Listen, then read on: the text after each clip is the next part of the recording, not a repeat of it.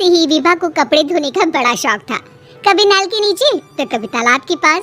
अरे मेरी नीली वाली लुंगी नहीं दिख रही है। विभा की अम्मा, कहाँ रखी है लुंगी? अरे वो तो विभा ने परसों ही धोकर रखी थी आपकी अलमारी में, देखो वहीं होगी। वो ना मैंने आज धो दी, मुझे लगा कि गंदी हो गई होगी। अरे कैसे गंदी हो गई थी, उसे तो मैंने पहना भी नहीं। हे भगवान, इस लड़की के कपड़े धोने की आदत से परेशान हो गया हूँ मैं। जितना तो घर में राशन नहीं आता उससे कहीं ज्यादा डिटर्जेंट पाउडर का खर्चा है। इसकी शादी करवा दो, शादी जाए अपने घर में ही करे काम, फिर चाहे घर के कपड़े धोने हो या पूरे गांव के। हाँ ठीक बोल रही हूँ, देखता हूँ मैं कोई लड़का। वो दिन भी आ जाता है जब विभा को देखने लड़के वाले आ जाते हैं। लड़की मुझे अच्छी लगी।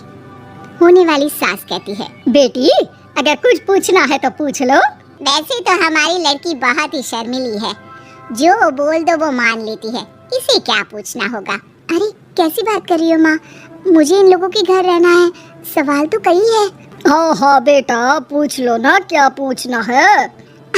आप लोगों के घर कपड़े कौन धोता है? सास का मुंह बन जाता है। देखो अगर तुम ये कहना चाहती हो कि तुम्हें कपड़े धोने नहीं आते तो सुन लो, कपड़े मैं ही धोती हूँ, लेकिन तुम्हारे आ जाने के बाद मैं रुमाल तक नहीं धोऊंगी। अरे चुप रहना भाग्यवान, बहू बेचारी घर आई नहीं, उसे डराना शुरू कर दिया। वो क्या है ना बिटिया, अभी तक तो ये कल्लू की माँ ही धोती थी, लेकिन अब तुम्हारे पापा तो दहेज में वॉशिंग मशीन देंगे ही। तभी विभा की माँ बोल पड़ती है, सवाल भी पूछा तो क्या, वैसे भाई साहब मशीन की तो फिर भी कपड़े धोने की कैपेसिटी होती है। मतलब जो बिटिया दे रहे हैं ना विभा, इसे कपड़े धोने का बहुत शौक है। ये आप लोगों के क्या आस पड़ोस गांव मोहल्ले सबके कपड़े धो दे और उफ तक ना करे। बाहर देखा नहीं आपने कितने कपड़े सूख रहे हैं, सब हमारी बिटिया ने ही तो धोए हैं। बस भी करो ना माँ, शर्म आ रही इतनी तारीफ सुनकर। और तो और एक दाग निकाल कर दिखाओ तो मान जाओ। हाँ अच्छा माफ करना बेटा, मैंने गलत समझा, हमें तो रिश्ता बहुत पसंद है। और ऐसे जुड़ जाता है रिश्ता कपड़े धोने का शौक रखने वाली विभा का।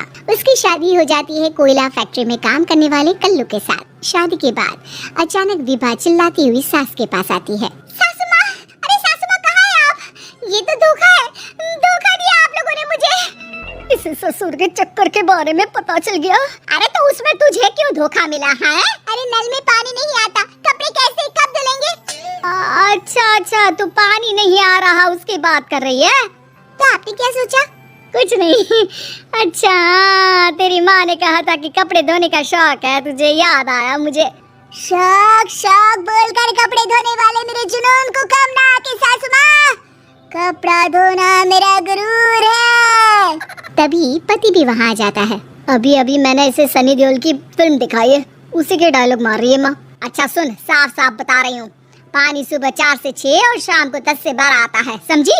विभा टाइमिंग सुनकर हैरान हो जाती है, ये क्या भूतों का मोहल्ला है?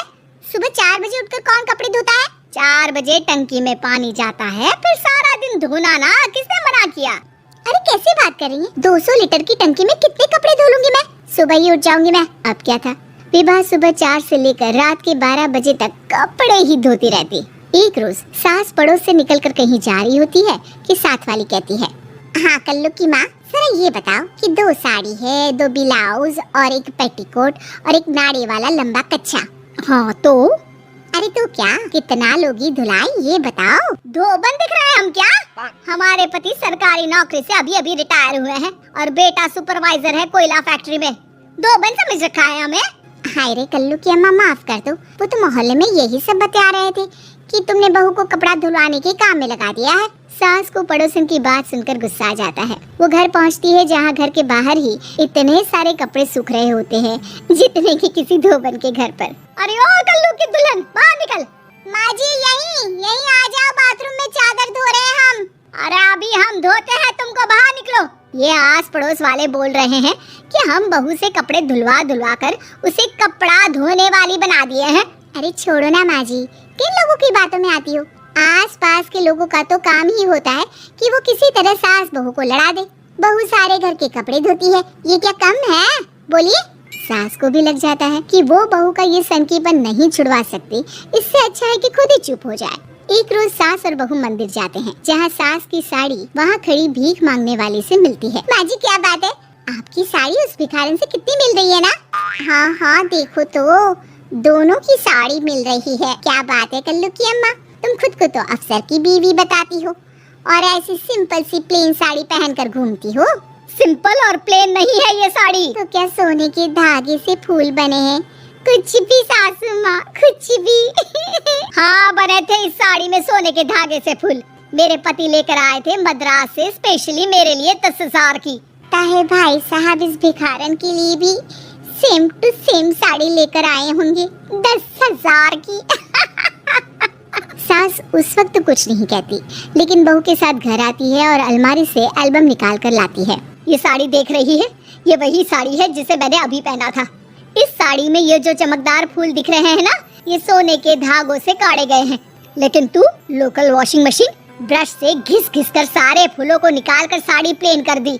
मुझे माफ कर दीजिए सासू माँ। और तो और, जब मैंने तुझे तेरी गलती के लिए कुछ नहीं कहा, लेकिन तूने तो सबके सामने मेरा मजाक ही बना दिया। क्यों? बहू को समझ में आ जाता है कि अब से उसका कपड़े धोना बंद।